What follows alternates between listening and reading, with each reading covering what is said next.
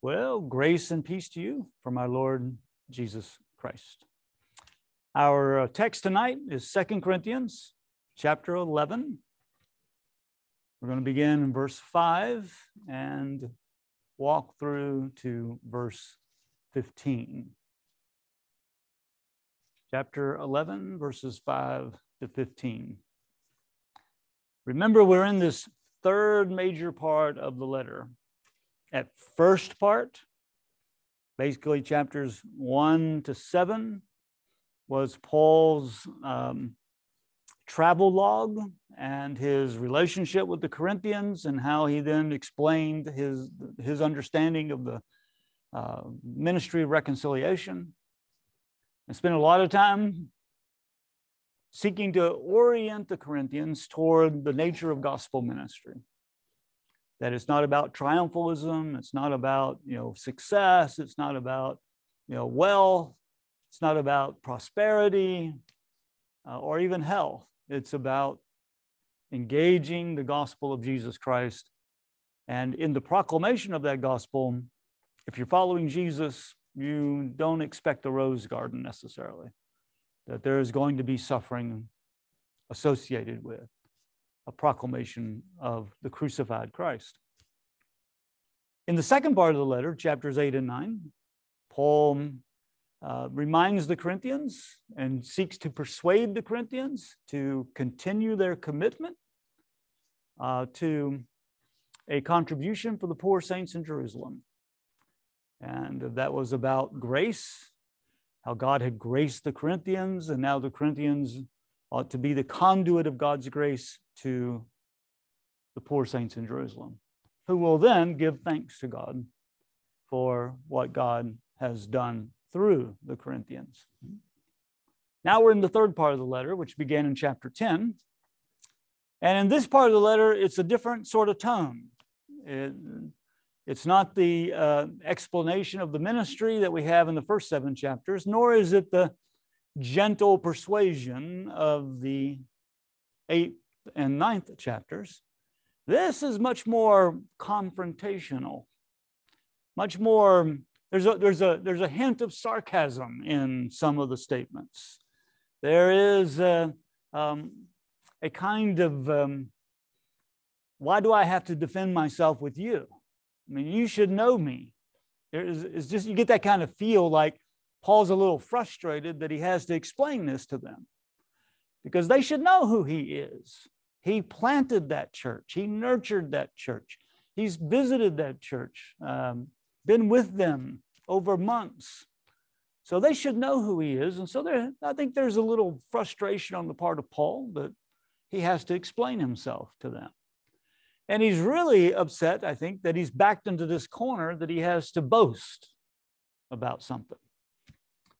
But what has backed him into the corner is the way in which the Corinthians have put up with these intruders. The people Paul calls, and that's what we'll see in our reading tonight, where he calls them for the first time, this super apostles.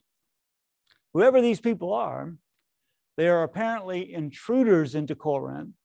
At some point along the way, they have showed up in Corinth, and they have created a following of some sort, so that some Corinthians are putting up with them and doubting Paul,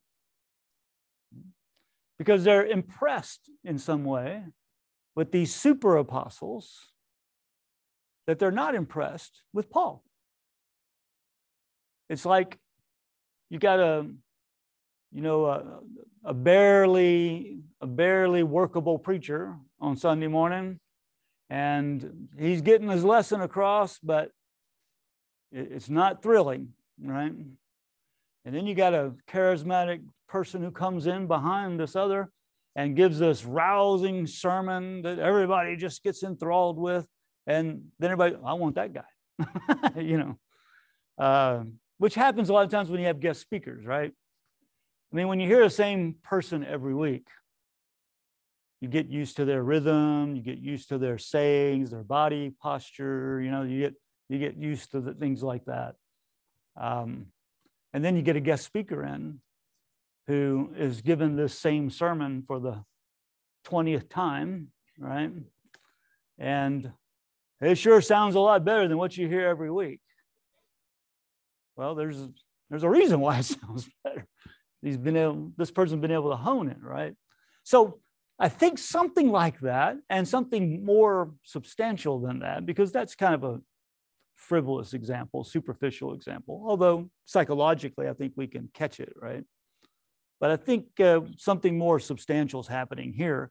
But at least it gets us an entree into, well, you know, these good speakers came into town, and there's other stuff that is attractive about them as well, but they really know how to preach.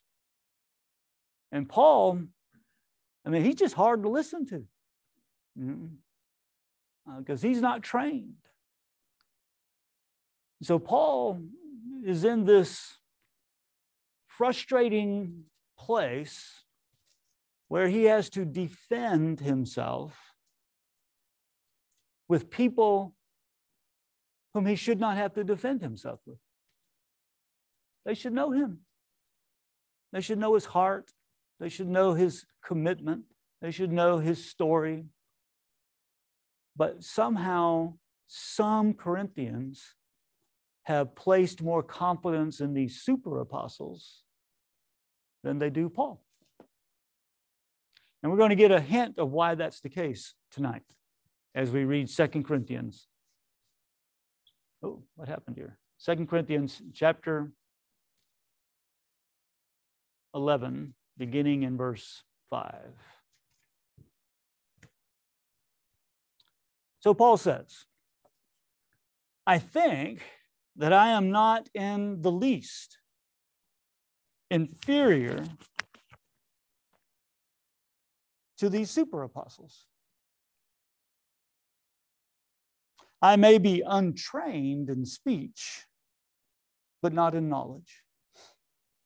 Certainly, in every way and in all things, we have made this evident to you.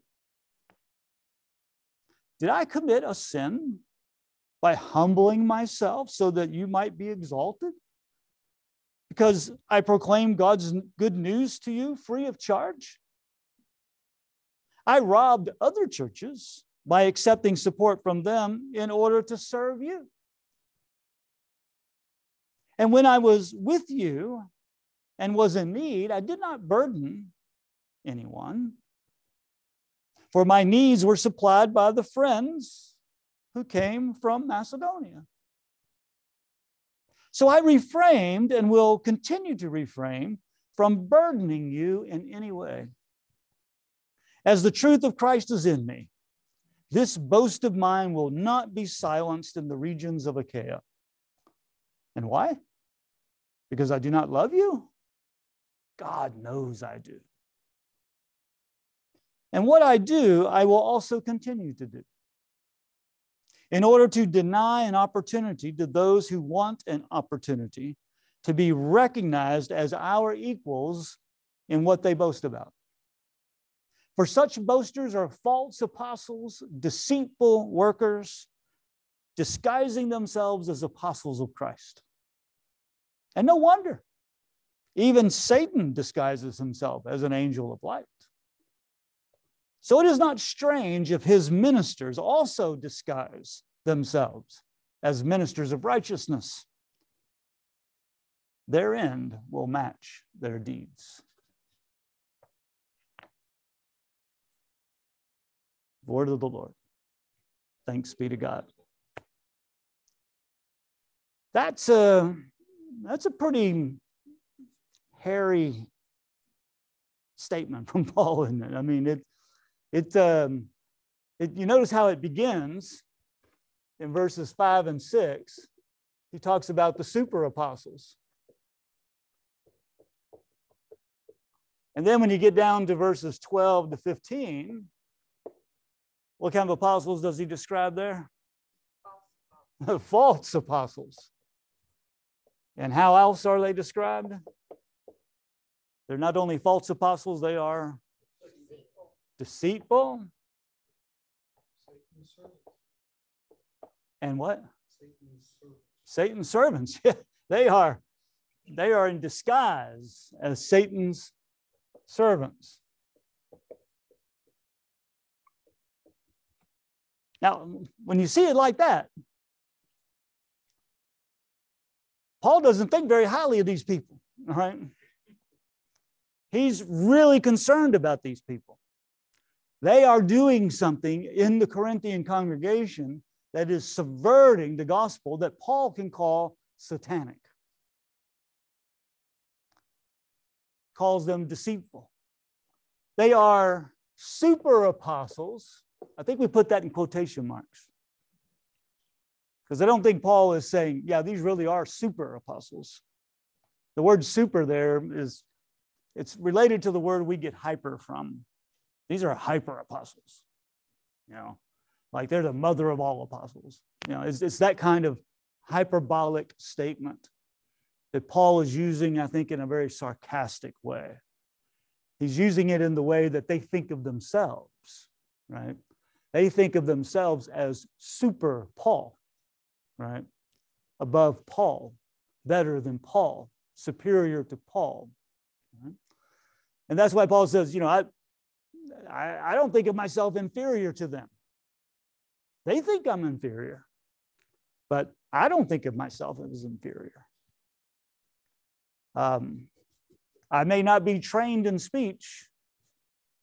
So we get one sense of what's different here is that these super apostles apparently are trained in speech. They may be rhetoricians. They are people who have studied rhetoric. They know how to speak. They know how to win a crowd.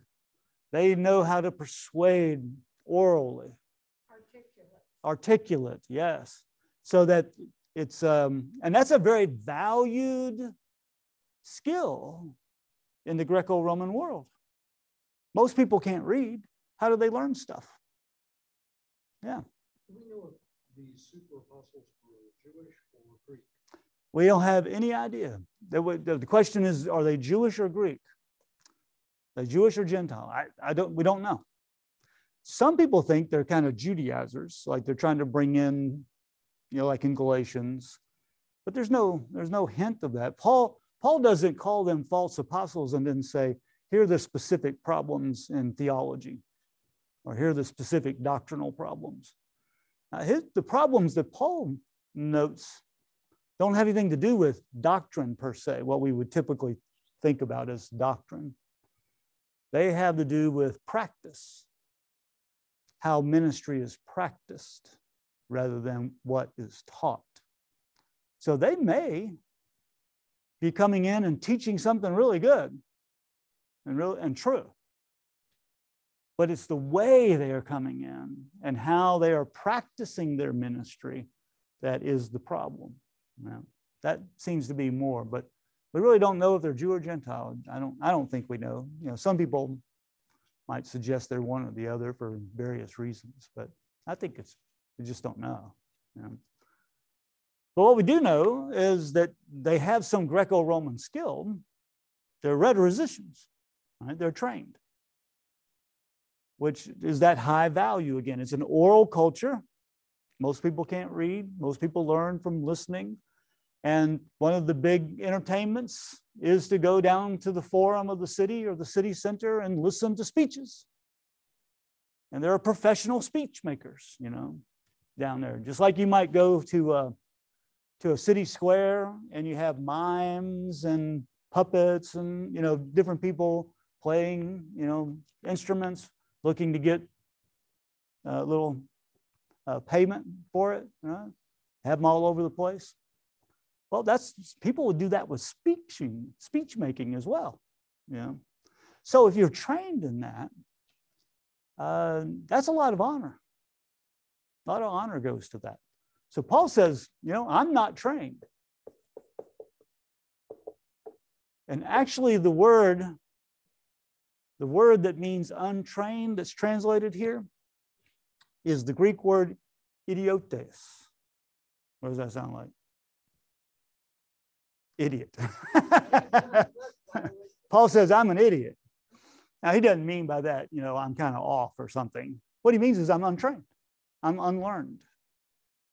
I haven't studied how to go speak. I'm not like these super apostles. Yeah, they're trained, but I'm untrained. But what does Paul have? He's untrained, but what? He has a conscience. And he had content. Oh, content. Okay, good word. Content or knowledge, right? He knows what he's talking about. And that knowledge is something that he talked about back in chapters 1 to 7 in terms of the knowledge of the glory of God, the knowledge of the gospel, the knowledge of God. Paul knows God. Paul knows the gospel. Paul knows the mystery of Christ. And knowledge is what is important here. And it's not just knowledge in the sense of head knowledge. I think it's also about experience.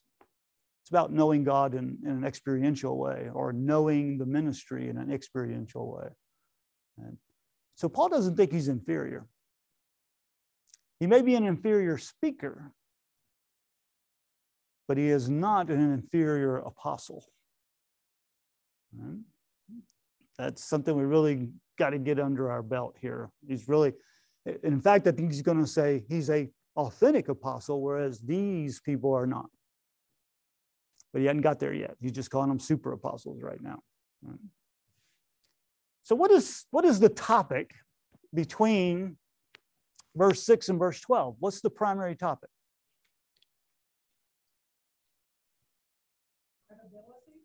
Credibility. I think that goes in there. What else do you see going on in verses? All right, the kind of boasting. What does Paul want to boast about? Right. Okay, so boasting is a part of this. They're in it for the money. There's about monetary resources. Money is involved. Once you get money involved, it really starts getting messy, right? I mean, once you start talking about money. But yeah, credibility, boasting, money, I think all those are topics connected to what Paul's doing here, what Paul's talking about here. The idea that the Macedonians would support him while he was there and not asking for anything, freely given, if you will. Mm-hmm. And that others thought so much of the message that Paul had to give that they were willing to support the giving of that message. Okay. Yeah. It seems that instead of somebody coming in and, well, you need to support me so that I can give you this message, so somebody else is doing it for you through me. Yeah. So Paul says, okay, I'll receive support from Macedonia, right? But from Corinth, I'm going to refuse it. I'm not going to accept support from you. But I'll take it from Macedonia. Is he exaggerating for effect by saying I robbed the other churches? Yeah, I think robbed is exaggeration. I mean, he didn't literally rob them, right? I think it's more kind of a point. What would be a good word for it? Not sarcasm, but just hyperbole. I took money from them. I robbed them to help you, right? And yeah, I think it's kind of. I don't think he literally means robbed. I think it's more of a figure of speech, kind of thing. Yeah. But notice what Paul. How does Paul characterize this refusal? He characterizes it a certain Burden. Huh? He wasn't a burden. Oh, he don't want to burden them, right? Don't want to burden you, Corinthians. I'm not going to ask any money of you. I'm not going to let you give me money because I don't want to burden you. Now, these are wealthy people. Corinth's a wealthy city. And we know in Corinth, there were wealthy people part of that church. In fact, 1 Corinthians 4, we have a reference to some of the wealthy, right? And we know that one of the members of that church was the former arch elder of the synagogue, who had his own house downtown next to the synagogue. I mean, the synagogue was right downtown Corinth, and the elder had a house right next to it. So That was an expensive house. So we know there's wealth in Corinth. So it's kind of strange for Paul to say, well, I don't want to burden you. Now, if you were in Macedonia, you would understand that maybe more. I don't want to burden you. Macedonia, you're a poor church. You don't have much money. I'm not going to burden you. Yeah, that makes more sense. Again, the contrast. Mm. You know that these people are poor. And they're Yeah. trying to support the message. Yeah, out of their poverty. Right, right. Now, I think the Corinthians want to support Paul. He's just refusing. All right. He doesn't want to be seen as like the other. It's like Yeah, no, I think that's helpful. He doesn't want to be seen like the super apostles. But remember, Paul's practicing this before the super apostles show up.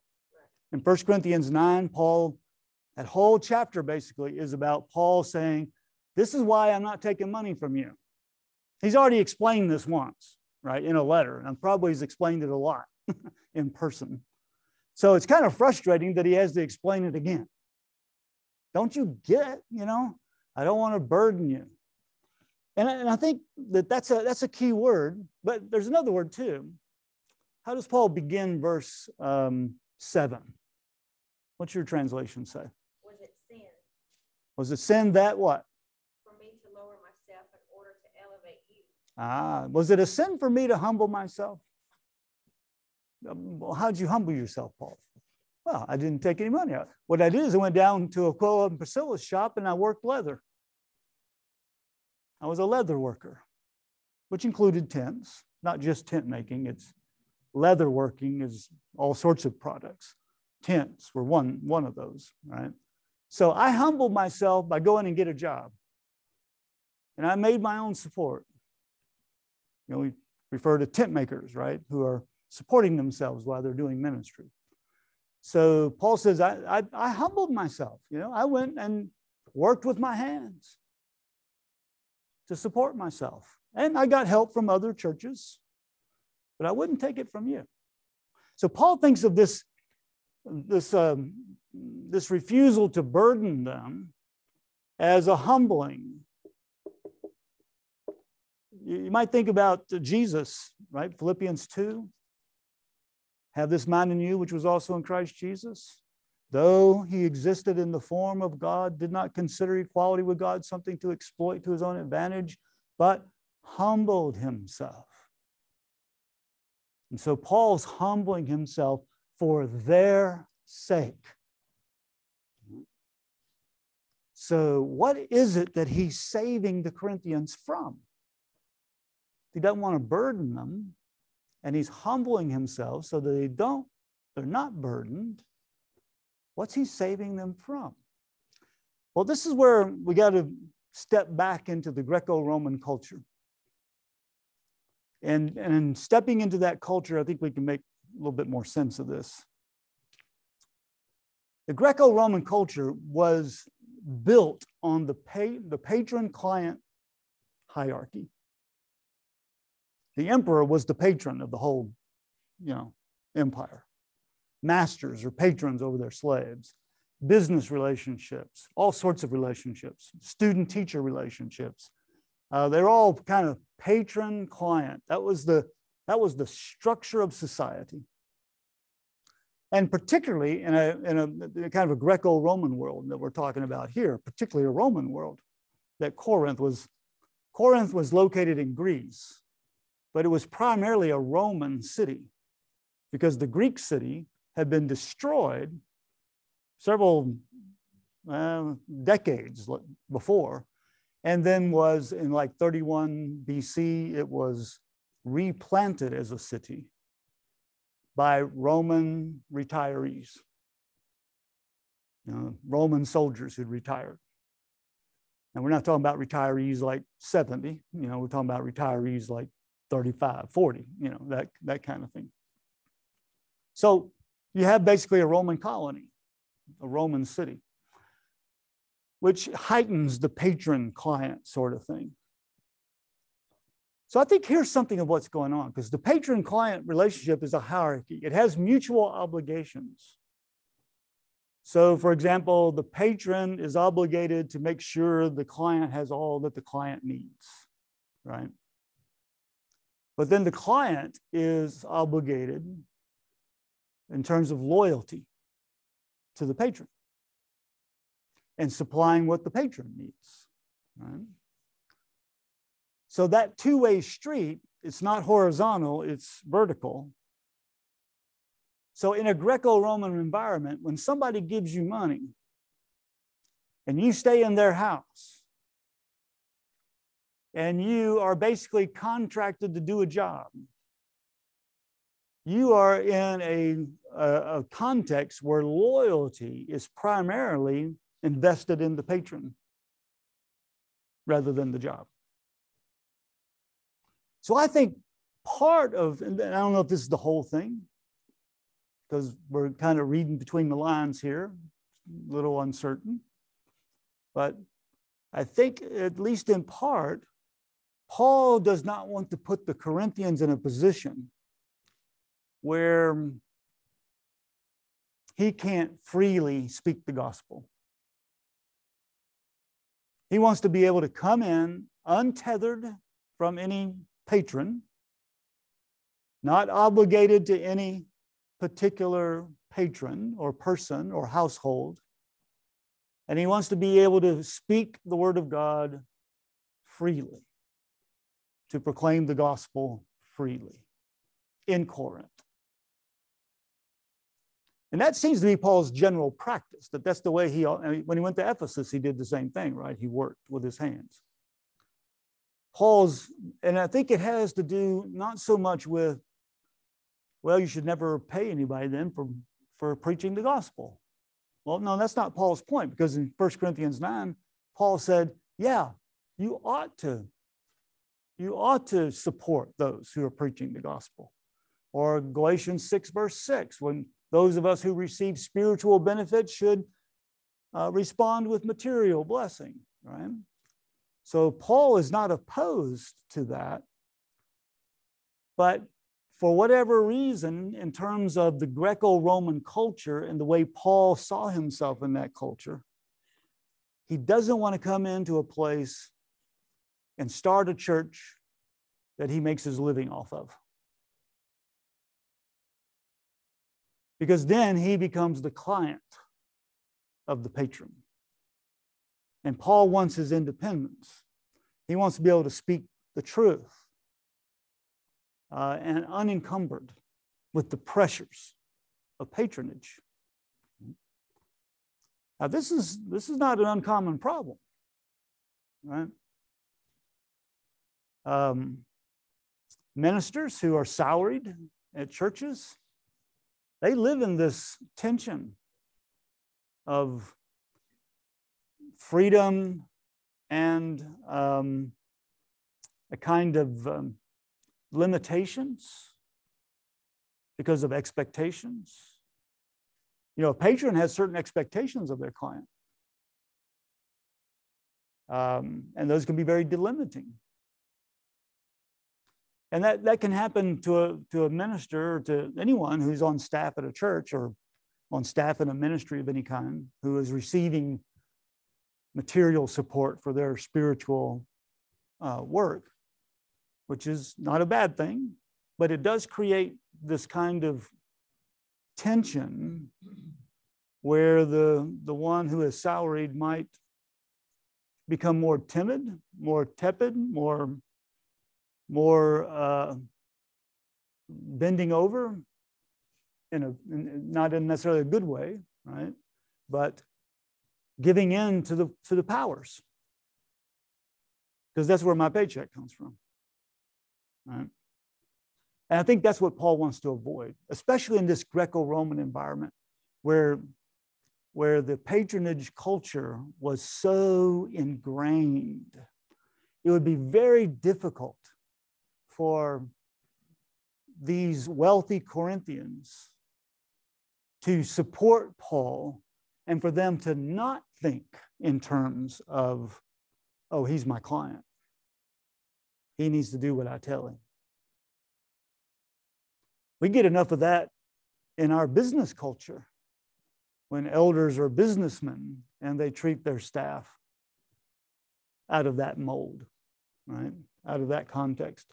Just magnify that several times and put it into a patron-client relationship in the ancient world. So I think that's why Paul is stepping out of that. He said, but these super apostles, they want that, apparently. They are stepping into it. Perhaps that is exactly the sort of way they want to preach the gospel. They want to have a patron. Because when you have a patron, guess what? You got security, you got money, you have opportunity. You got a lot of things that make it easier on you when you got a patron, as long as you're loyal to the patron. Now, you get disloyal with the patron, then you got something else, right? But imagine these super apostles. Paul's contrasting how he humbles himself not to burden them. But the super apostles are coming into the situation looking for that patronage, wanting that patronage, which is exactly what the culture expects of people who are traveling teachers. Traveling teachers, traveling orators, they come into a city and they find a patron. Or they find a household where they can be a tutor to the children. Or, something like that. That's what they do. That's how they make a living. And Paul says, I'm not one of them. I'm not going to be one of them. Because I'm an apostle of Christ. And that's who I serve. And I don't want any other allegiances messing with my loyalty to Christ. So that's how I understand it. I could be off. Maybe we shouldn't put so much emphasis on the patron-client thing. Maybe. But something like that, it seems to me, is what's going on with Paul and these super apostles. Because if you notice, this is the very, if you go A, B, A, he talks about the super apostles in the bookends, right? But in the middle, what does he talk about? The difference. The difference between those super apostles and me. I humbled myself and I did not burden you. But these people, they walk in with some amount of pride and they don't mind burdening you. They don't mind entering into that patronage. And you have to remember that in the Greco-Roman world, it's an exercise of power to be a patron. You have power with that. But it's also an honor. It's also an honor to hire the good teacher. Right? That's an honorable thing. It helps both people. It helps my kids because this teacher is going to tutor them. And it helps them because they get support. It's a two-way street, but I'm still the patron and you're the client. It's still hierarchical. Yeah, Mike.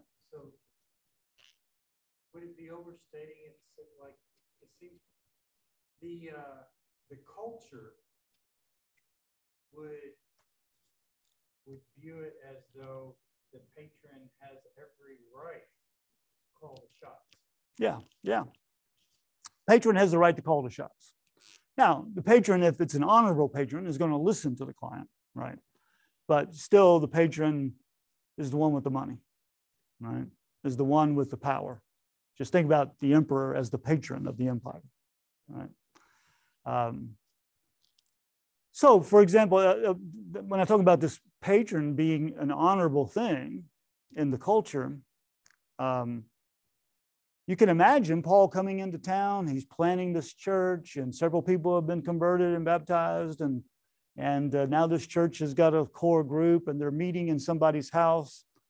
And a Corinthian would find it an honor to say to Paul, "Let me be your patron."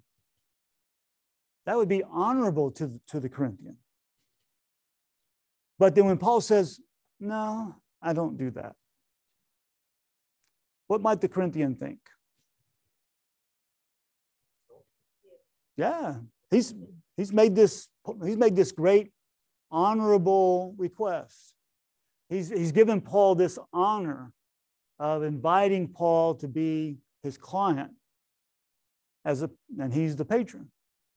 And when Paul refuses, they very well might be offended by that. What? You don't want me as your patron? Something wrong with me? You know? You want somebody else? And Paul said, no, I don't want anybody. I don't want any patrons. And in their world, that just doesn't make any sense. To step outside the patron-client relationship makes no sense in that ancient context. I don't know, what would be a good parallel? It'd be like if Tom Brady had retired after the second season. That would make no sense, you know? That's not a good parallel, but you know, it's all I can come up with at the moment.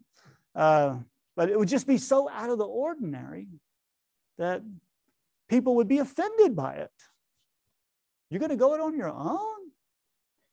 You have the opportunity for a patron and you don't take it? Nobody does that. Who in their right mind doesn't take the patronage? You know? Paul says, no, I'm going to humble myself and I'm going to unburden you. But I'm sure some of these Corinthians were offended.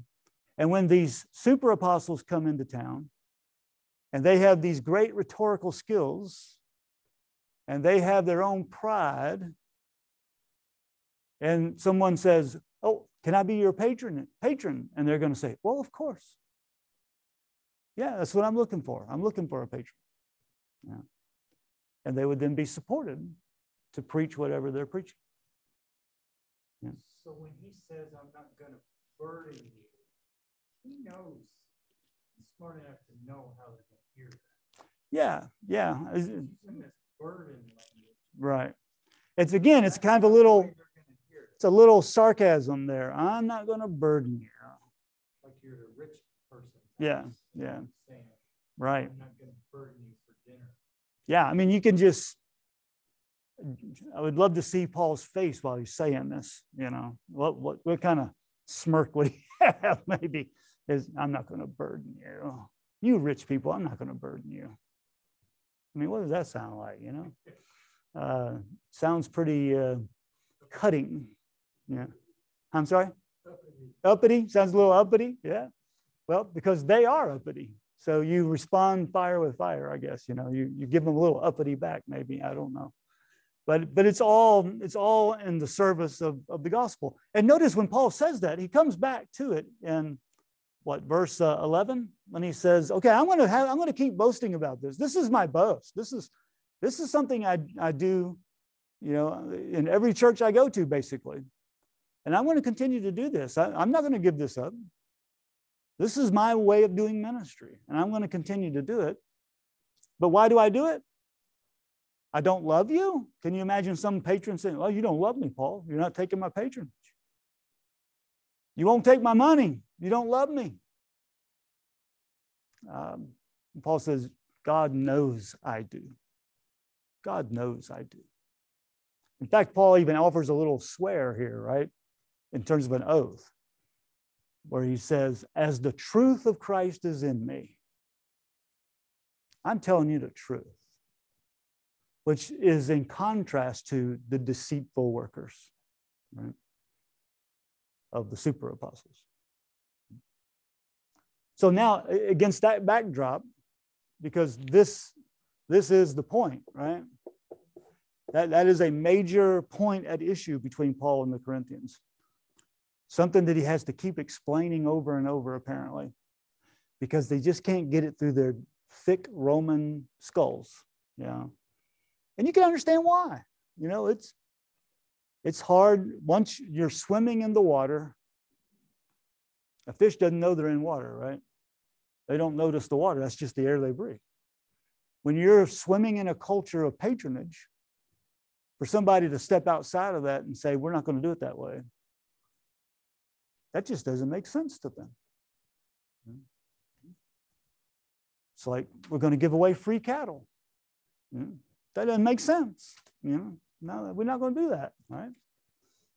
Achaia is northern Greece. Achaia is where Corinth is. Achaia, Corinth is in Achaia. Yeah, Okay. yeah. I thought it was north. Well, Macedonia is north. Macedonia is north. Macedonia is up there on the top. Okay. Right? And Achaia is down here where Corinth is. Yeah. So let's go to verses 12 to 13 or 12 to 15, where Paul says, I'm going to keep doing this. And then he has this little statement where he says, I will also continue to do in order to deny an opportunity to those who want an opportunity to be recognized as our equals in what they boast about. Now, I didn't start doing it for that reason. Right? I didn't reject the patronage because of this point. But now that we're in this situation where these intruders, these super apostles, are boasting about their patronage and boasting about who they are and about their abilities or whatever it is they boast about, Paul says, I'm not going to give them another rung in their ladder. I'm not going to say, oh, okay, I'll take patronage now. They are, so I will. Paul said, I'm not going to give them that opportunity. I'm going to keep doing what I'm doing because I have reasons for doing it. And then he says, because, and this is why I'm not going to let them equalize themselves. I'm not going to become their equal in patronage. Because, verse 13, because those kinds of boasters, he's not just talking about them, see, those kinds of people, those kinds of boasters, if somebody's boasting like that, if they're boasting in their rhetoric, if they're boasting in their money, if they're boasting in their success, if they're boasting in their prosperity, and you just got to turn on the television on Sunday morning and you'll hear a bunch of them, right? If they're boasting in that, they are false apostles, deceitful workers, disguised as apostles of Christ. That's pretty hard language, isn't it? I mean, Paul's not playing around. He's not just kind of giving a little slap on the back or something. This is direct opposition to these super apostles. They are false apostles. They are deceiving you. They are pretending like their success and their rhetoric and their patronage and whatever else they are boasting about is what makes them true apostles or their credentials. But the way they are boasting and what they are boasting about just reveals that they are false apostles. Now notice, it's not what they said in terms of doctrine that makes them false. That could be the case about any number of things, but in this context, that's not what he's talking about, right? He's not talking about some false teaching that they emitted. He's talking about their practices and the sort of things they boast in, that kind of practice, what they boast in. That's what makes them satanic. They are like Satan disguised as an angel. And in that way, they are ministers of righteousness, right? He says, they disguise themselves as ministers of righteousness. You know, when you think about what Paul's doing here, you know, he's throwing that right hook with a left jab, you know. He's laying it to him. He's not going to put up with this anymore. You can look at the history we've been talking about, you know, planting the church, and then writing 1 Corinthians, and then visiting the church, and then writing the painful letter, and Titus visiting the church. And now Paul's writing 2 Corinthians. Paul is coming to the moment where he says, We're going to settle this thing. We're going to settle this thing. And so now Paul is ready to boast. I'm going to have to be the fool and boast. Chapter 11, verse 1. You're going to have to put up with my foolishness because that's what you're asking for. So I'm ready to boast now. And in verse 16, Paul begins boasting. But what he boasts in is very different than what these super apostles boast in. May the grace of our Lord Jesus Christ, the love of God, and the communion of the Holy Spirit be with us all. Amen.